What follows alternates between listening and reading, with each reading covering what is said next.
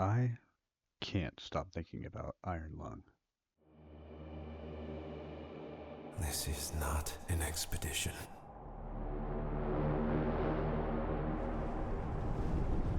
It's an execution. When they put you in here, they don't want you to return. And even if you do, and even if they keep their promises, what freedom waits for you? A few dying ships in a sea of dead stars. If there is still hope, it lies beyond the veil. Hope in this void. 3 years ago, I watched Markiplier dive into an ocean of blood, lit by the fading light of dead stars.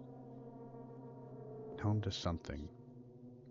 Well, something. While watching that video, I was captivated by the utter mystery of what I was seeing. Hello everybody, my name is Markiplier and I'm very tired. I'm gonna go into the ocean. And I'm going to... fuck. I understood the concept of the game, blindly navigating a rusty submarine through an ocean of blood. But it wasn't the mechanics that hooked me.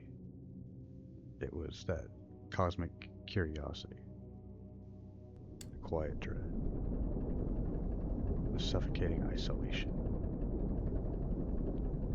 The unsettling low-poly visuals paired with a story that refused to explain itself just triggered something in me, that deep ancestral fascination with cosmic horror. The kind that doesn't scream at you, it just kind of lets you sit there, wondering, listening, imagining. What was the quiet rapture? What happened to humanity? What exactly was it moving beneath the blood ocean? On April 21st, 2023, I watched Markiplier's teaser trailer for the Iron Lung movie.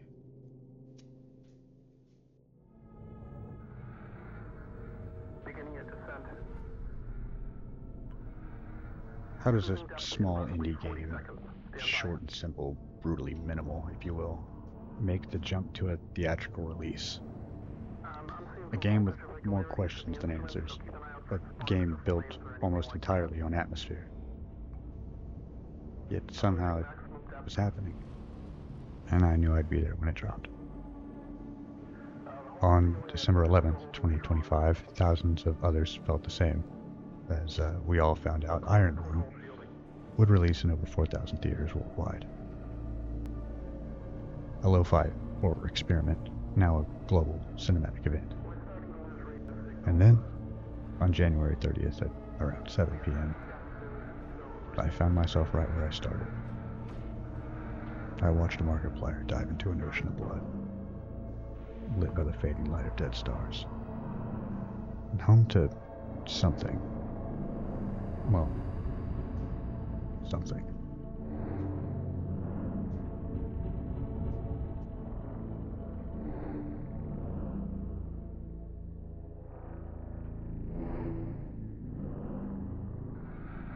Whenever you watch someone else play a video game, there's an obvious sense of disconnect.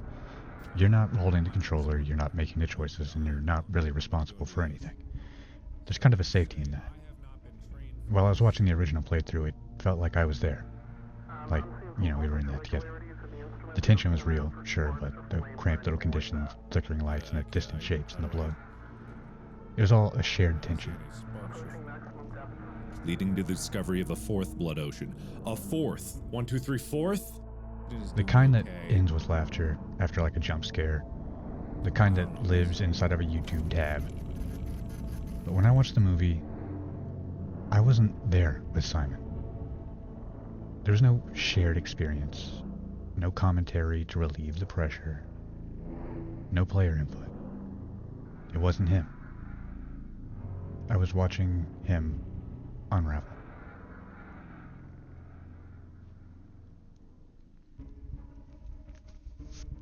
Watching confusion turn into dread.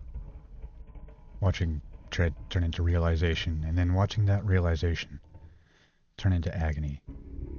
And then the most horrifying part wasn't even the creature. It wasn't even the ocean of blood. It was the moment that Simon began to understand that they were really never going to let him go. The clues were always there. The impossible mission, the lack of return plan, the detached instructions, the way that he was spoken to, not like a man, but like a resource. He didn't want to believe it because it would mean accepting it, and well, that really isn't redemption, is it? As long as he followed orders, he didn't have to think about the space station. The hundreds of dwindling survivors clinging to their routines, clinging to duty, clinging to the illusion that structure meant survival. Lives that were snuffed out. Whether by a decision he made or a decision he didn't. The film forces you to sit with that weight. In the game, the horror is existential. In the movie, the horror is internal. The blood ocean becomes a mirror. The submarine just a vessel. I'm sure you've heard it 100 times. And Simon isn't just exploring a dead moon. He's confronting the slow realization that he was never sent to discover something. He was sent to disappear. And this time, there's no one in the passenger seat laughing with him. It's just silence. Something moving beneath the surface. And that's where the film stops being about fear. Because Simon does everything right. He follows the coordinates. He conserves oxygen. He obeys instructions. He suppresses panic. And he completes the objective. And in any other story, that's the formula for survival. But Iron Lung isn't that kind of story. This isn't a tale where competence saves you. This is a story where obedience costs you. Simon begins the journey thinking small. Survival, small. Personal, small. How do I get through this? How do I live? How do I earn my freedom? And you can feel it. His motivations aren't heroic. They're transactional. He doesn't volunteer out of nobility. He accepts it because that's the deal. A way out, and a chance to erase his past. But somewhere in the silence, somewhere between the mechanical hum, the submarine, that growling awareness that there is no return plan. Something shifts. There's a moment. Subtle, quiet, where you can see it in his face. The understanding that this isn't about him anymore. The mission isn't a contract, it's necessary. And for the first time, Simon stops thinking about what he's owed, and he starts thinking about what is required. That's the tragedy. A selfish man making a selfless decision. Not because he suddenly becomes pure, but because he understands that the weight of existence doesn't care about his preferences. He can panic, he can curse, he can resent. But the coordinates still need to be entered, and the photographs still need to be taken.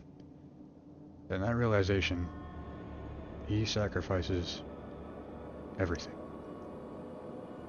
Not for the glory, not for the recognition, not even the redemption, but for something he'll never get to see. On January 30th at around 11 p.m., I played Iron Lung for the first time. I felt nervous. I felt the intrigue.